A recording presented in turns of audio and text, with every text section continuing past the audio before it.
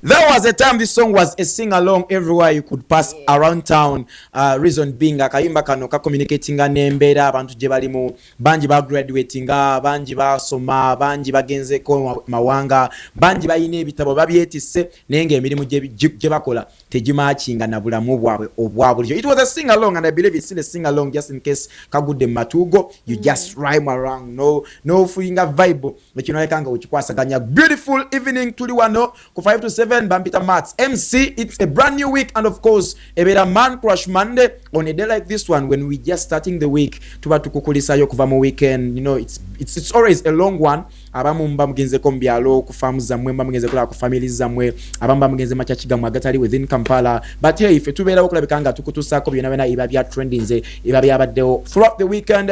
As usual tuwa ku promising afe tujja kubeeranga unga tukuweereza mu buli mbeera obetonye oba gwase oba kibadde kitya. Mats is my name just in case ogamba who is that boy. I am MC Mats, so hit me up on all my social media platforms at MC Mats, the only coolest boy on TV. We are winning awards this year.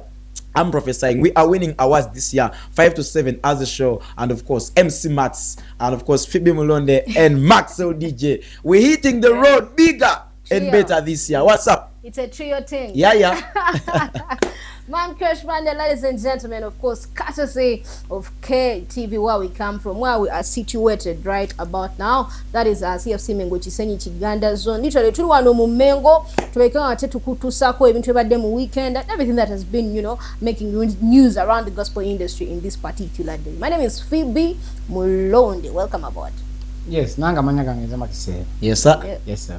Let's start with this Levickson song. What memories do you guys have with this song? Because around that time, we kafulumira akayimba kano kazu kusabanji, nga ebyukalimu be relating with the personal life, buli omu ngobulamu bwalimu wagane man twasoma baba itabati abachikuyu simanya mau rebellion nga things don't add up in what you're doing, nga buli omu agamba ne man.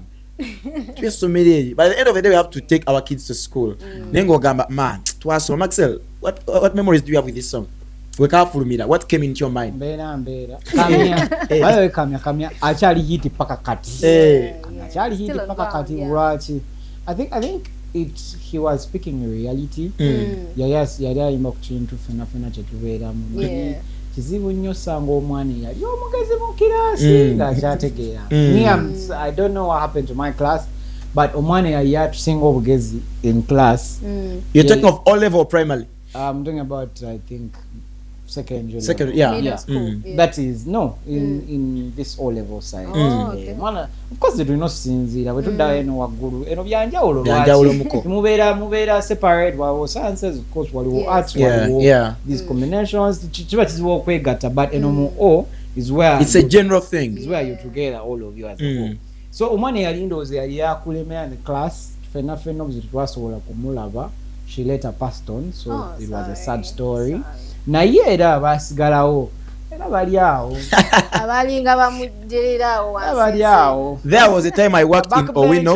Backbencher man bali bulungi. I'm telling you, backbencher ayiriba because backbenchers bali bayiriba from the time they were in school to the time they even got out of kagamba boy mbero fenga tubera mu bisulo omugetu saga side na side dadi akulabirira ku video na kwetera ebyokulya naye ng'omwana we had boys nga basituziba migugu nga akatale wekagera kuzin masulita nga akatale wekagera ne kaberewa ng'omwana avugawo piki nenga musoma naye nga yayiribe ngoye nga akola atya man fenga tulabanga bo bafala. You get that? But guys have really good times now. You get it? So tubatumiddeko mwena nga kituufu byokola tebikwatagana na biwasoma, but life, that's life at the end of the day. Yagamba jane chali wange Taffy Blades banga nana indabide Taffy. He usually the work he was doing, I don't know vane kati chakola but ambuza manda to areas bagina ni bajayo mugunde eyo muchomo nibabivuga pake no so abajja ne moto. You have ever done that? Dropping there and there. Hey, have you ever done that? I think it's not easy. Ainamu ku physique. His physique is. Kati fe twabikola nawe kanze sigejja bugezi. Kyali kya senga wange. Nenga fe tubeerako you have to hustle ne musulazi ne ebiti ebyo bye bakozesa okugira amayinja amanda. You know, nga there is that process we mukubirako ettaka ku kyokero. You know, there is that process. Yes, you have to sleep at night okuguvumbula. Omuliro tegulina kuba mungi. You know. Yes, so era planned kids abale you've not seen these things happen. You know, planned kids wa kusanga hizo gamensi ya gani. Ani kati ezo kachingwe katasaje kaba tafi katumsanga avuge motoka ye. You don't get to know what he's doing at the other side. Ochitegera. Obomusange nga ali kutakaze kukugundi ye, you don't get to know the hustle that is lied within. Kati the biggest problem those bagodi bafe bana bagezi mu class. Bagala nnyo the white collar job. Yeah, I know. Bagala nnyo the salary work. Like money salary is good. They'll just pay you just like a little sum for the work. That's a cast. And you keep in your suits and you know. Keep in your suits. Go back home. You don't get your hands dirty. You don't get to work the hard work. Yeah. Overview insight of this song probably, you know, it teaches you that there is an imbalance with life. Sometimes chola but see what chili. Yeah, you don't know how life is going to turn up later or today, you know. Anyway, let me. But it also teaches you actually to go back. Revise your past. Where akola Ediga. Vamukuba tenenkera na akola atya. Na komao. So there are those times when you need to come back and come back. Let's run it break. Get on our social media platforms. Get on Facebook, Kingdom TV. Get on TikTok, Kingdom TV. Get on Instagram. Let us know what's up. Akayimba aka Levixon. Embera kakujukiza, you know, send in your comments to Jacob Bekanga to. When we do get back, lots of engagements, lots of happenings over the weekend. Tugenda biko to Sako, wano ku CFC on Sunday to abade nichi baita worship effect. Tugenda kula biko to Sako. I am MC Mats, Phoebe Maxwell DJ Katude. You know what time it is? Tubatu kubabu kubipate ndonge bera ya Yesu. Ate bisere bisinga twagala kujja ko stress, twagala kujja ko chikouko. Kutukiriza nti olunaku lubeera busy. Lero mbade side zegabe ni bachali bange banayinga bakaza banga Mats man, we love you guys so obudenga buneno ngo tabira ku app yo na wasoolo okudukano ga 57 nsanga ndi waka man tulino kuba vibe na atenga no sigala nga teweseza day, you know, nga music gwowulira asigala komirawo mukoberawo kwa mukama. It's still a Monday, man crush Monday massive. That's why the music we are playing you tonight, music wa basajja mu linnya lya Yesu. So olukungana olwaza tumolumu olwa Annual Ministers Conference lukomyewo omulundi guneno omwaka guno gwennyini kati tanso okubala munange lugenda kubeerawo okuvangira kuzomeza 26 July gwe mwezi ogujja egenda kubeera weekend ey'ensisinkano ogenda kusinkana omwoyo mutukuvu ogenda kusinkana mukama kigugeeko wiiki ya kusinkana mukama oba kitegedde kubeera nakada akasufu mu maaso ga mukama era nga ijja kugenda paka ngenda kuza omwezi 2 August wano wennyini ku the Solution Ground Christian Focus Center ew'omulabizi Daudi Kiganda wenyiwe tugenda okuŋŋaanira kakati gwa tulaba bannange nga otera okujja munange bagulizaako omuntu omulala naye ajja abeereko kyalegako okitegedde tokotogera abantu balala waliwo ali eyo nga mulema waliwo ali eyo nga kituufu ddala ina embeera gy'ayitamu nga yetaaga okujja okusumululwa eno ye Solution Ground muleete mu lukuŋŋaana lwa Annual Ministers Conference olw'omulundi ogwasatu mwogo mu Prophet Ebenezer Akonai agenda kubeera naffe ate no munange yeteezaga kwogerera Mr. Accurate okuva mu ggwanga ery'Eggana n'abaweereza ba Mukama abalala ab'enjawulo bagenda kubeerawo mu lukuŋŋaana olwo. Then kati ate bwe tuvaawo munange nyongera okujjukiza gwe omuyimbi andaba wangi nga kituufu ddala onoonya wogenda recording la music studio eriemu yokka gye tukugamba bagita Abba Records. Genda okulina Abba Records munanga amakanda bagateekawo Kawempe Tula Road woyinza okulabika nga obasanga bakola mixing and mastering in music okitegeera kakati woba oli eyo nga bannange projects wetu zitegeera nga zivaayo nga tezikutegekera ku bannange genda okulina Abba Records g'omuyimbi aluddewo nga projects wetu zitegeera zivaayo zifusaasala zivumbera no kola naba Abba Records tojja kulabika nga bwejjusa banoonyeko ku mikutu gyonna emigatta abantu ku TikTok, Instagram wonna Abba Records ojja kulabika nga ofuna kye weetaaga. Omuzadde abadde anoonya essomero ly'okutwalako omwana otukwanjulira abalangira baffe ab'omwaka guno nga ba Homes Darling Schools bagamba nti omwana mutwale mu masomero gaabwe ag'enjawulo. Balina amatabi, balina ekyebando ku Erisa Zone, balina Kamwokya Mawanda Road, balina ne gaza ku luguudo lw'e Bugema. Kakati abasomesa baabwe batendeke ebyenja n'ensula eby'abaana bibiri ku mutindo ate ku mulembe gwa gulu nnyo nnyini ddala. Toba munakweraliikirira omwana muteekeyo asomebwe. Agala okumanya ebisingawo ugenda bakwira ku 0414531393 naye nga ate n'aba Shine Country Resort Hotel basangibwa Kigo Kitiko banono abakola ku nnyingo eziruma bakola massage balina empale zaabwe ya hotel balina gym sauna no costume bath balina gardens zaabwe enjoy tenga zimu nange osobola okubeera nga toteka omukolo gwo wedding party any form of celebration any form of party gye bakwase bajja bakola ki bakuservicinga bulungi nnyo nnyini ddala basangibwa awo Shine Country Resort Hotel esangibwa Kigo Kitiko kilomita ekitundu ng'ate ovudde ku Entebbe Road agala okumanya ebisingawo bakwire ku 0752943752 bannaffe abo abashine. Yes, there is something that has been trending ever since last week. Was it Friday, Thursday? It has taken longer. It's trending, but the results came out and ebiwayibita nsokola bikanga bifuna sides. Abana abo mugenzi Paulo Kafero aba kakasibwa abana bayina side yabo. Ne bane naba abasuulibwa nabo kati bafunye supporting system bayina abantu abagamba nti kati fetuwagira bali eri fetuwagira baneeno era tulabeko n'abamu abavuddeyo nga bawa ku buyambi kwabo abawanduddwa. What do you guys have to say about that? Well, babayambe ani agenda bayamba otherwise it was DNA is approved never did worry when banajizaawa anything could happen. But some of them were like, it was not fair. Yeah, No, let it go beyond Uganda. Bagitwareko mawanga. Very possible. So it doesn't necessarily mean something of a sort.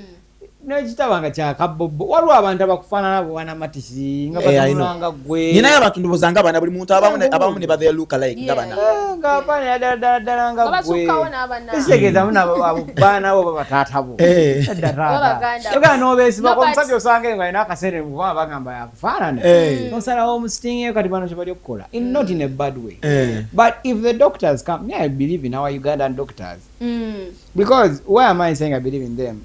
There is no interest. Yeah, by the way. Bakwagaza. Okay, like this twina gentleman wano mukwano gwaffe ono mfa inebirevu byennyini oyo mutamivu. Mukwano gwaffe wano musenyi. Yeah, deko wano. Ate yasinga n'okutrendinga by the way. Yasinga kati ayi bamwagaza ati bamulwanira ati. Okay, if they wanted to hide it, why would they hide his DNA? Why? Some of these things. But have they tried to cut off the beards and the hair? I think we need that. We need that look after. That is better gayo oyo webirevu. Bamusale ko kebirevu. Because in Uganda, is he willing? No, Lina, in Uganda, buli mutamivu asobola okufana Paulo Kafero. Kasita kuze ebirevu ate nonya nnyo walaji nga tolya. You can just look like Paulo Kafero. Try it. Bwekera bukeze nnyo walaji nga tolya. Ate okuze ekirevu. Nabisalako. But by them I eat. Anyway, abazadde bawaka lowoozo. Bawaka lowoozo gwenga Phoebe abazadde bawaka lowoozo ki. I noticed the 21 say but like these people they confirmed 4 Baba Gobie. But then the family, according to what I've heard or what I've seen on the internet, but the 21 say family yasigadde bagamba, you can still come back to us because you've been here all along, you've been here all the time. So just because you are old enough and still you don't know where you're going to be buried. So it's like bagamati family esazo basigale tebalina kyakuzza. Basigale babiri ne bana abalala. Because bali bo babagobi anti biwagambye ebiwayi bibiri nsikati bano bali babagobi. Those wrangles are always there in every family, in every space. Naye what I appreciated is sengo kuba nagaba bana tuga kola ki tetugenda beganda because kati mbegane but you've been like these are grown up people. You've been with me like I'm now 25 or 24. But for a whole while. Why do you expect me to go next? So I applaud the family. I applaud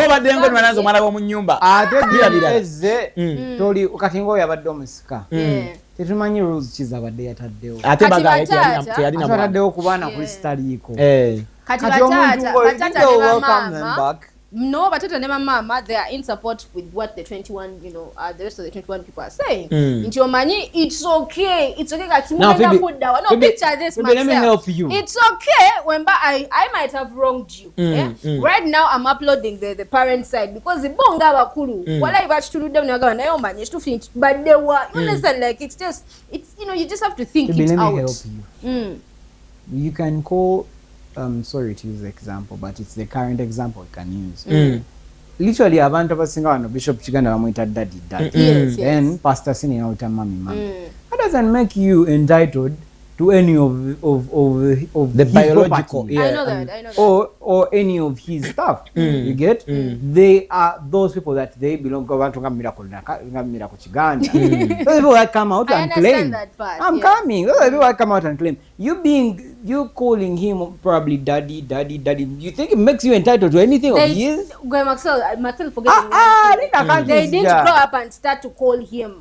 But they grew up in the atmosphere. You understand? No, this whole conversation started ngomugenza maze kufa. Okay? Yeah. This is when most of these kids came. Two belongings. So tekiri nti bakuze bonna waka mu nyumba emu nga buli omu ayita omusajja daddy. The moment he passes on, and when I come back and I show the word that a lot of things might have happened. One thing I know, they always tell us, mama yagaba omwana. Mama yagamba naye olaba webagenda ne bankebera. Let me give myself as an example. Ne bankebera ne basanga nga siri mwana wa mzee gwe mfuta kitange. There and then, I cease to call him dad. Obviously. Him dad. No, I can still call him dad, but for the respect. One, ebintu byennyini wakamba sikyabinako entitlement. Bino benali ngamba nga byaffe. Muba ku motoka yaffe. Muba ku ttaka lyaffe mugende. Then it dies off. I'm telling you, it dies off. Yeah? These were about abantu abali claiming nga bali over 35 kids. 10 ne bavaako bonga batidde the DNA. Yes. Ne kusigalako 25. 25 ne bajjako 4. Ne kusigalako 21. Why did the 10 fear? Okugendayo tutandikira realistic with their life. Bo bali bamanya amazima. Two, why would you cling on someone bagambe no si kitaawo? Wokulidde okutuuka wootuukidde oba okoze ku research amala ate nekirala ono omuntu obuddeyo nga amaze kukola ki amaze kufa ekirala the gentleman we're talking about was a poet. Was an artist. Abaana bonna I've seen songs come up ng'abaana bomwe bali mu nnyimba nga mentioning a couple of them, not all of them, not all the 25. But he mentioned the 4. The 4, yeah. 4 are mentioned, my friend. Era n'oli gwe yeegaana gwe amulabako ng'avuddeyo ye n'agamba nti ate oyo yandibadde avaayo n'agamba nange anzi nakulira mikono gya musajja buli omu akimanyi nti no nakulira nakulira but ye yamulagirawo nti my friend you're not belonging here. So where did the 21 all come from? No, nze chenjagala Maxwell. Ngomaliza, yeah. Yeah, as I finish up, hold up, you have to be empathetic. Maxwell, learn to be empathetic. This saga, this scenario is teaching us that there are actually people who grow up without knowing their actual place of birth or their actual fathers. That is not our problem for you to be able to know your father. How is that our problem? You have to be empathetic. Anyway, baby, I love your family. Let me join your family. My friend. You have to be empathetic. Go to your mom, sit down, ask your mom to show you your actual father. Nange kambalekera akalowoozo kano abazadde abatulaba essaawa zineeno bannange naddala nga mulimu extended families bannange mukebeza abaana mu Buganda walukaga wadde weekend yonna agimaze akola interview walukaga yakebere yalina abaana 6 yakeberanga babiri be babe okitegedde katumule mutukomeo katumulemu Isaiah Misambu for you. Akwatemu kuchawa kati. Mpola. Bless you, Isaiah Misamvu. It's been minutes ever since we last had him on the show, by the way. Yeah, man. Tugenda muno nyako Isaiah Misamvu. Musoka Godwin in a brand new song. I think we shall talk about it tomorrow. Olan Ego, okay. Balimone, Job Kiza, who, yeah, but they have a brand new song. We shall play it. Mark BK yesterday, his 16-track album. Yeah, today. Tujafuna ku Mark BK in one of the days. Was that yesterday? Yeah, yesterday. Okay. He was calling me nga matsinga industry duka concert simpiti rivute bagena jibika. Wali video je batadde oyade? They're working on a project with Annabella Wabbs. Annabella bagena sokokola as a collaboration.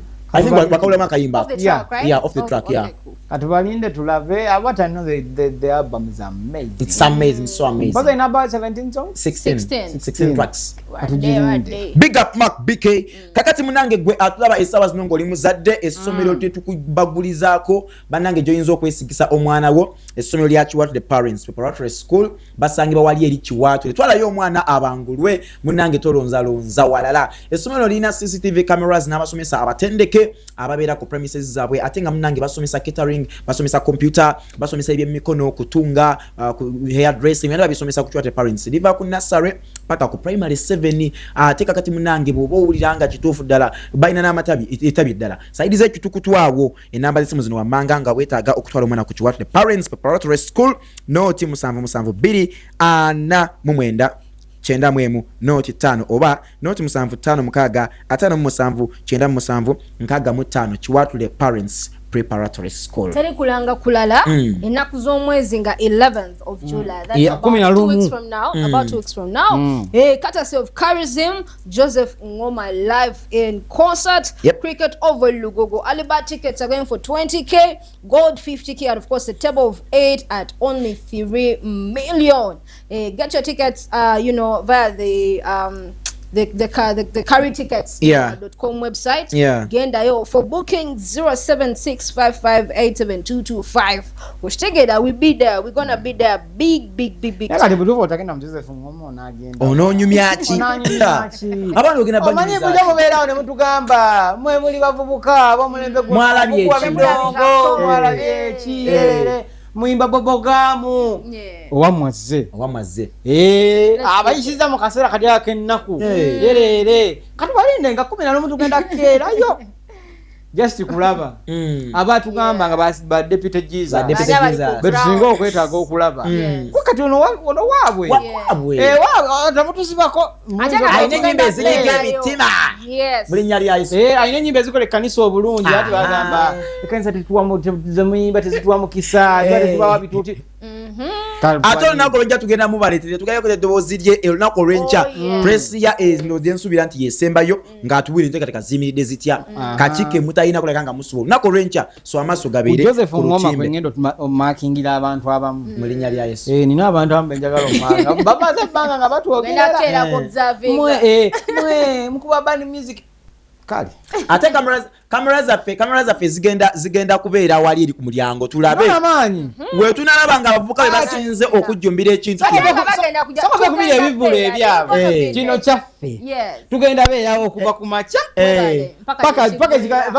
paka gye basirikiza we batyo yaman nze okubuulira courtesy of Charism kale olunaku olw'ejjo wane wenyini ku Christian Focus Center twabadde ne worship effect tuze tugibagamba bannange abantu bajjumbidde omwoyo yatambudde abasinza banoonyeza Mukama okitegedde abavubuka nalabye abavubuka omanyi abavubuka baganye bannange okusinza ennaku zino abavubuka batalina ebintu by'omwoyo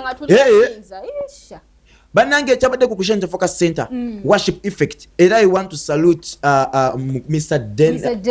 David yes iyo mukuba ombyemu amaanyi Bishop Kigana akikonamu sitampu omwoyo natambula oba okitegedde minister gift wuyo ekyabadde wano kasooke tubawe eddoboozi bannyabo ne bassebo Up in the sky, I will not walk by sight, but in faith. I know you turn my life around. I will not walk by sight, but in faith.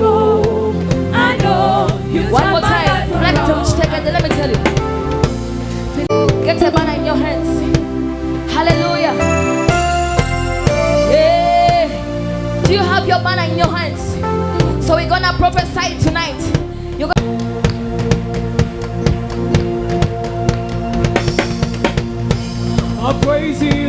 valley, praise on the mountain.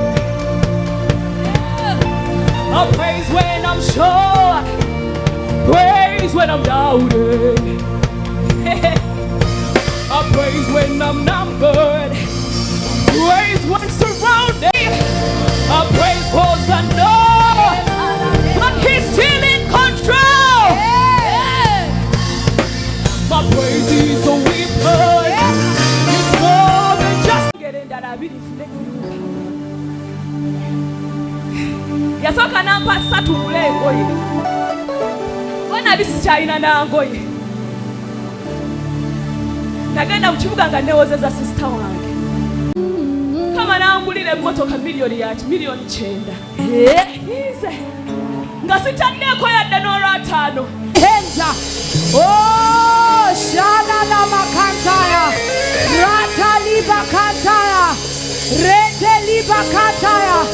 You can join me in the language of the Spirit.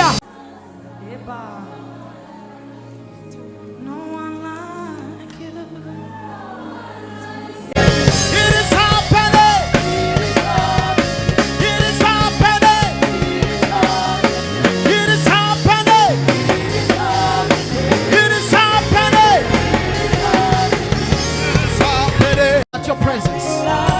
Your presence, Lord. All I want to be with you.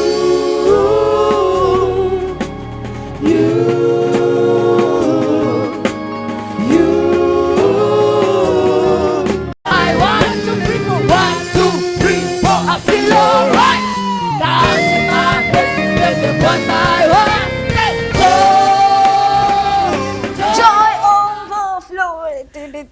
Bayimbi batya I've got joy. Kati tujja katwale ku church.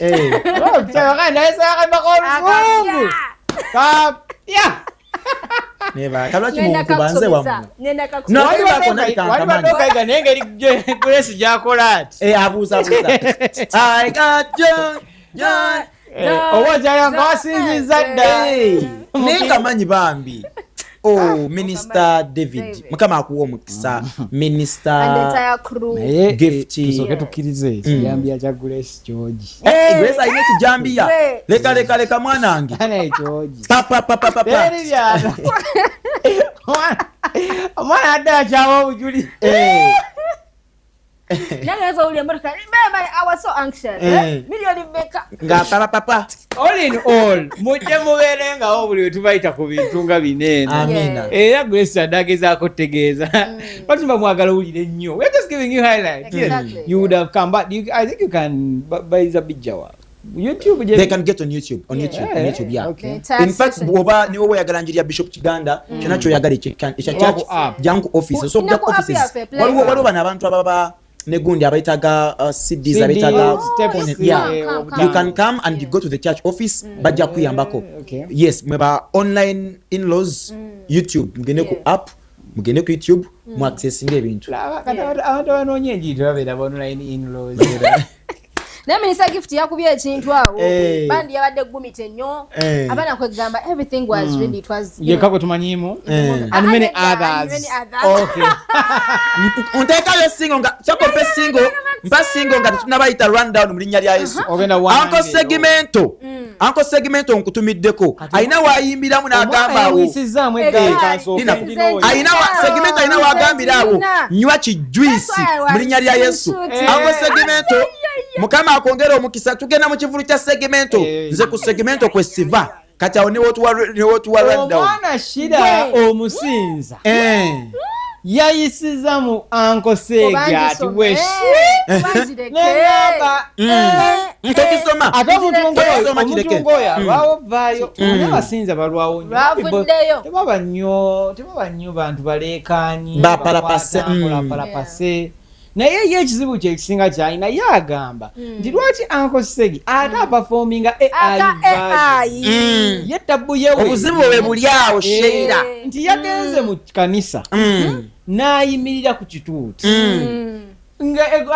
abalonde ba Mukama mwebali abasinza ba Mukama mwebali abanunule munnange mu kifo kyate okujjayo eddoboozi lekuba Mukama agamba we mutamusinza akwata ki amayinja Mukama yagajjayo mangu kati yabayo Uncle Segment kati waninganga PR Uncle Segment is a good people kakati is a good people to get it out no he's not kati nabayo Uncle Segment bwagenda ku Kivulu wonna but DJ mamukuba AI version yawulira muli eringa kati nonze kankubulye kankuyambe kako kubanze nkoze naye muwe single wali eri bobosobola lero Mukama yebazo sijina nyabo anti nze muzafa lubali saganya okubeera mu bintu bineno era we yali awo yanga nenda naruzemu naye nakozesezaki nakoza eri AI version naye just twagikozemu ba live something like there is a way he called it man like kati nga nize nali manyi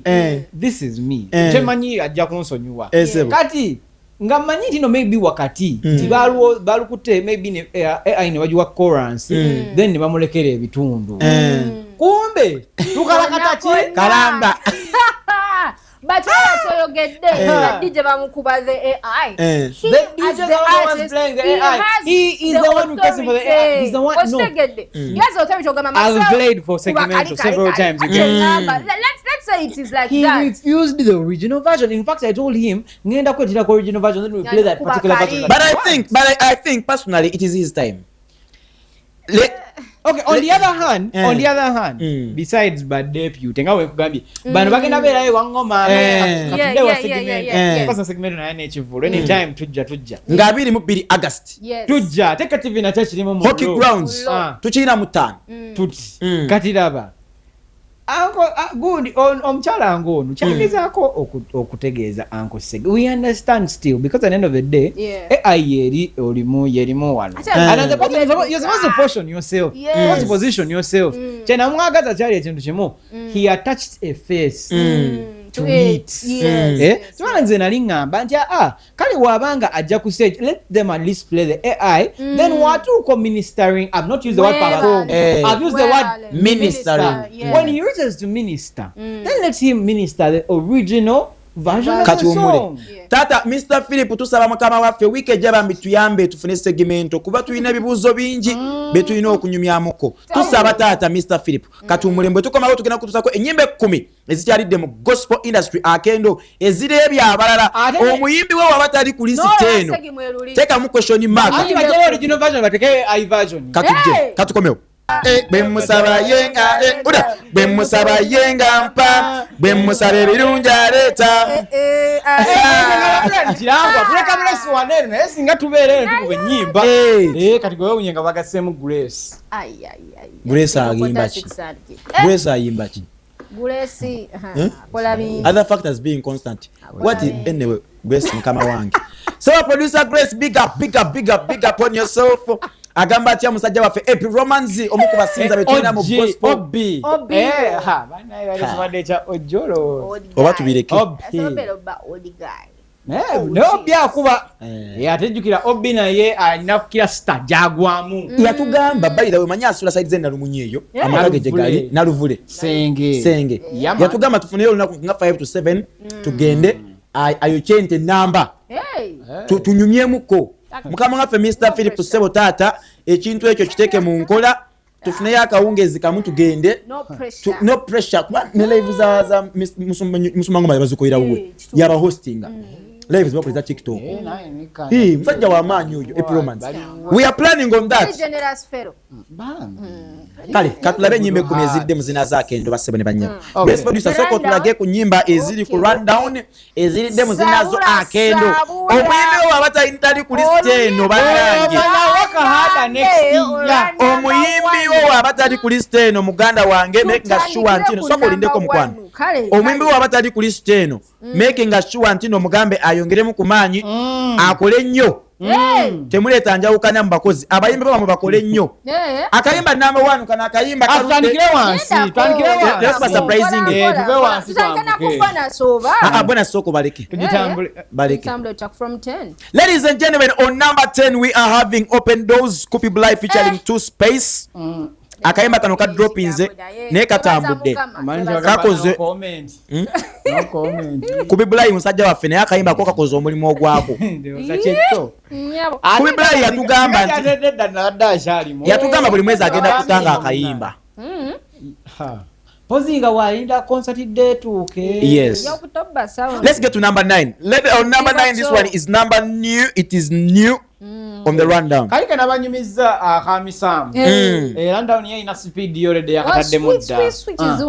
Isaiah Misamu yetujja nyako. Neze njakaba wencha. Let's get to number 8. Watula Renez. How is it, Maxo DJ? You play music again tomorrow. We shall get it tomorrow. Okay. We shall give it its time. This one has served its purpose. Number 7, Kanzije Joli Titus Kutesa. I believe. Echimala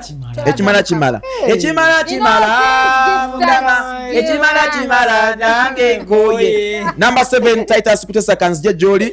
Kaze kadropinze then Edibulamu ayambusemuko gumite. I think that song was our theme song. I'm telling you, but guy is not in the country, bro. Yeah, but he told me he's on a vacation. Big up Edibulamu Mandem.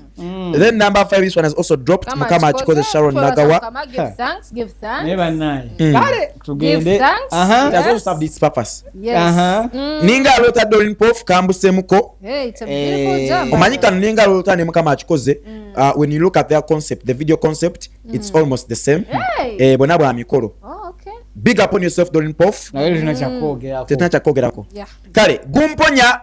My guy Damascus Sanga gets number 3. It has dropped. Abuskwatuleti akasitudeyo. Akasitudeyo. It's a good song. But Gumponya is a big but as song. well as Gumponya, I don't know Gumponya Jaunisa international senior day I'm picking her up by the way. Yeah, like guys in Nigeria and stuff. Now then the mula some of the big countdowns thing about na boy wawe kachali kapia. Number 2, Abuskwatlet tukogedeko. Ladies and gentlemen, akayimba kafe akali kunambemu. Is it the AI version or the original version? The original version, yes. Mr. Philip, AI version, original version. Original AI video. Big up Segmento Mandem. Kadide muzina zake ndo kali ku number 1 on the rundown. He's the most requested for person even in our day-to-day playlist. Kingdom Request Show. Oyinzo sanga abantu batano bonabona ngakolo katugambe bakoze request bali asatu ngabiri mutano bona bagala segmento ayigambe abatano bagala ebirala. So we want to appreciate him omulimu akoze atene ku ground abana bamutegeera. Big up Uncle Segmento. Then let's cross quickly to the bonus tracks.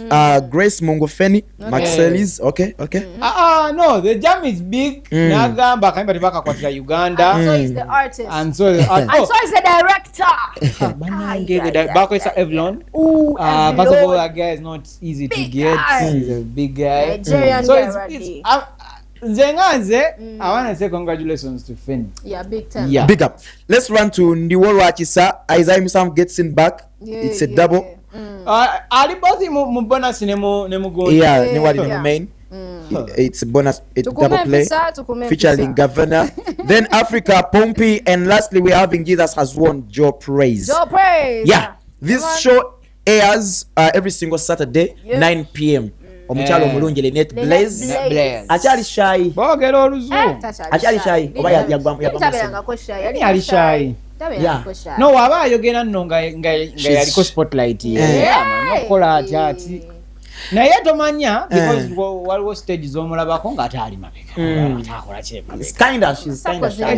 Abayekagamu babayita batya bana ba jump start bagira bapika. Yetagayo chimati chimubereko. I don't think you guys are saying the right thing. What right thing are we doing? Antimugama, she's shy. No, she is shy. She is shy. You're a lady. I can give you examples. I can give you examples. Anyways, guys, away from the rundown. Waliwo Omufumbi wo kumikolo Chef Godwin yetanidde nnyo abayimbi ba gospel. Ayongedde okubaagala. Mwenange Chef Godwin ono tumusanga ku press conference ya Damascus Sanga. Ate nga si occasion yasooka ngamba gwako ne Damasco. Nabasanga mu restaurant nga bali mukafubo nga banyumye embozi ngamba embozi Damascus ajja ne Chef Godwin. Munange ate nga talina mukolo. ate buli lwamusanga mwoca ayokya abantu yayokya Damasiko oyo nga ndaba pasita Bugembe n'agamba nange bakoleki banjokye ndowooza banaye tetusobola ku Monday tubadde celebrating abasajja so amuwaayo kasho najja twogerayogerazimba eggwanga Chef Godwin oyo ku press conference ya Dama yakwata obukadde 2 n'abumuwa ku sport n'agamba obwo nkuwadde cash nkuwadde ate buli bwe yali yeeyama yali yamuwaayo koda milioni 3 ezo ne ziwera 5 ate n'amugamba agenda kuddamu agula emmeeza ate ajja namwongera bwe wanaamusanga agenda nagula tiketi z'ekivulu kye Damasiko kyabakola atule butuuzi ku gate soko Chef Godwin tukulabye Damasiko muwadde ku ssente mu linnya lya Yesu kati nga twamuwadda milioni 5 tuwongeddeko tulina okujja tusapootinge twamuwadda milioni 5 tukyayongerako tukyapushinga tubadde tulina abantu nga mmwe mu gospel industry abavaayo okulabika nga musobola okusapootinga abayimbi ba gospel cause abamu Ebivuulu badde nga bibasala nga balakinga abantu nga mmwe abalina omutima ogulumirirwa kino kinaagattako oba okikoze just because Dama is your friend oba you're sporting out gospel artists bolaba abalina ennyimba ennungi n'ogamba bano kamba supporting in a way or the other no kati atuba supporting ze bangi nnyo kati Damascus si wenkomye nga wenkugambye twamuwadda milioni 5 twongeddeko milioni 2 ana abayimbi abalala bangi tuli mu supportinga ingoma naye tugenda gula table tu supporting abantu bangi yes so basically Chef Godwin nga tolaba kuvaayo kula kandi supporting omuyimbi biki osinga okutunuulira ku bayimbi ba gospel abalala bali abagamba singa nange Chef Godwin sponsoringa oba standing in ku concert yange bien singo tunulira owereza otya kitambula kitya oli mu Kristo oba jase oli ku byansi Damasiko nga omulaye muntu aweereza so Damasiko twali tulina omwebereramu buli kimu yes man that's Chef Godwin for you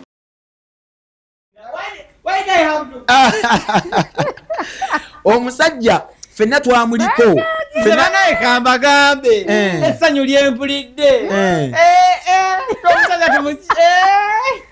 kati Chef Godwin tumutuusa ku benzi ye wanji tumutuusa ku benzi the Benz chef you know abuza MC Matsedi akalango kanagendo kasasuya gwe oba tugenda kamusindikira akalango osobola kamusindikira kwenda ambaye osobola kamusindikira so gospel industry wetaaga abantu nga bano just lwakuba ebintu kati nga otandise bitafuta ebintu bira bakifuula nnenge I was with Titus Kutesa way back, I think last year. Oyinacholi mukutafuta. Titus nambuza Mats, how can we get sponsors? Titus yali ambuza, how can we get sponsors? By then Mr. Mukalazi yali wali. Nagamba musajja wa masomero ogo. You know, waliwo omukade sekamwa. You know, ngagamba how can we approach those people? Okusinga okweko yasimanya ate simanya agenda mu MTN genda mu chi. Yet nga tulina abafa abasobola okwembrace nga gospel events. You get. So, Ebivuulu ya gospel singa bani ba Chef Godwin nga batano. We're good to go. Omuntu ku press abakwata milioni 2 nazikuwanga sizaki nga yakuwayo desatu obo kitegede we need such people nga tuvudde mu para percent tino you get that and our artists going to see these people we tukola ebintu nga bino nti KTV weba emumulisiza neraga abantu approach these people you know Damasiko amulina kwana Damasiko gwo muyimbi wa gospel you know musindikire nyimba zo mu inbox okitegede abakaka badama yategera church kolera abantu you see so tuvene ku kyabantu the Lord blessed his writing like his lyrical content Dama yes his lyrical content blesses people so much chobola nti batu kantu nti bobe nyine be bamwenonyeza you know that kind of level ndio mlino kuba katinga buli mfulumenye why you don't use that sound okitegera why it speaks to your spirit like you don't even have to explain to me obanga ono dema ngolina okwenyonnyola kenyo okitegera asimanyi wetu seo na eche kati you know in speech ya gambe Joseph ngoma agenda gula table you get that so kiba kiyambako abaana bano ne baddamu amaanyi Ebivuulu bibasaze nnyo ebyeddala ate n'omwimbi tokola kivuulu okubanga baga bagenda gula event if your music doesn't communicate to souls kijja kutunuulira make good music go out there approach these people bajja kusupportinga simanyi lwaki abantu balina this statement of abaana babanigo kabe mu supporting abo kabe mu kuba and now that now she pains me a lot actually yes that statement pains me a lot lwaki should I tell you the most interesting bit of the story olaba abantu betugamba nti kale bo bakuba band or what, interestingly ate be bali mu bantu okitegeera. I wonder how that bajja wano obudde ate obudda kubana ate bana abato because probably we have played Dama three songs and we have given you one song, quarrelling and stuff like that. Your time was there. I feel like you did what you could do. Someone approached me in that exact sense, of reasoning. I'm gonna know, but and muntu mukulu nyo, I've been in industry for a long while. But we cannot eliminate you. Yeah. You like it's not you cannot even start thinking of eliminating you because you are the founders. Thank you. You are the founders. You are here to stay. You lay the ground for these other people. So let us embrace them as well. Nzeteri chetu chano manga ola pressa katinge ya Dama. Few legends okujjako Musumba we of course we try to musubira okubeerawo but few legends came in to join in hands to support the young boy. We're going to see. Let's wait for the concert itself. Let me take you through Bayimbi abaliwo. January came through, Josh Media came, Pastor Wilson Bugembe, abalinga abajja Giovanni yajja on the side of DJing and is a Samuel. I think those abebo abali noticeable. So I don't know, did he reach them out and they failed to turn up in a question mark? Because abayimbyi basinga very positive but balabika ku Ebivuulu kugamba kintu yeah. That's always when they start announcing artists that are going to be there, hey, don't mean so no gonna be there. No, you will see the lineup. No, that's why we need people like Joab Pro as stage managers on events. Joab. Yeah, if you don't rub my shoulder, if you don't rub my shoulder, I won't scratch your shoulder too. You get that? Scratch my back, I scratch your back. But what also kumbera ku press conference tosobola kuvuga mafuta gonga sigenda kusasula ndo jano obeera uno okowola abantu. You get that? I always tell to people, omuyimbi abeera n'ekivu nakola artwork we and you don't post the artwork nowhere. Kudidde no gamba nange ntika ku list ogenda kuyimbira bani botayise. You get that? The same applies to individual media personnel n'aba stakeholders in gospel industry. Abatero kulo obuntu abu get together. If you can't come out to support, mu budde bwe fumbiro nga afumba aliko hasolinga. Right now Segmento is on the move. Dama is on the move. Joseph Ngoma is on the move. Nebo ononya aba postinga artwork w'abayimbi abo. Tobalaba. But on the day bogeno sanga Matt sympathicity. Matt sinteka ku stage, Matt connectinga wanene. You see that? I truly hate that. If you want someone to scratch your back, scratch their back as well. Omuntu omubeerere wo. Bateka your links up with that TikTok live. Don't. You can't even share because they be quite a call. But on the day, you're going to be in people's inboxes. Mbaku ticket him. Otankokoli mira abantu zentondo zabakadde. Osaba stage performance. Abayimbi kanokasarem. Abayimbi ba gospel nga to postinze concert ya Joseph Ngoma. To the backstage notaniko okuyayanira ticket, notaniko okuyayanira simaya na zene n'abantu bange. Ne otago kugamba ndaganage. And they are going to treat you nga we mwetwala. They are going to take to bagenda bateke eri mu ordinary. I've seen this happen. But I think no one is big for an endorsement. To me, I feel like no one is big for an endorsement. Techikujjako anything for you to look into a camera and talk to people. Patrick yachikola ko solo kulize dobozi. Ngatuva kumpeo. Patrick yachikola ko be yachikola sigenda bogera. Was it Sinach or Ada, any of the two? Gospel artists abata it was Sinach. They came. Yali mukambwe nnyo my guy buli muyimbe yayingira. Ngati ya postinga yabateka mu ordinary. Apaka kati yeye yo and I love what Patrick does. If you don't scratch his back, he won't scratch your back. Tugenda kwatagana olunaku olw'enkya mu Premier Tuesdays tujja kubazanyira mu kunyimba ezimu empya eziri out tomorrow. Tujja kwalaga enyimba empya eziriko right now is a gospel is trending but still mujje tukunganeko fenna wano mu service yafe yamuko tulanjegere wa Bishop Kiganda jango bereko biwejjako sibagana kutako mukono wabula ogenda nayo kubeera mu lutalo nga weesabira nga beekutulako ebikulondola. Thank you the team we've worked with, Grace producer Nessim Lassim on social media, Irene, Mr. Philip and Alan and the entire team. We're out.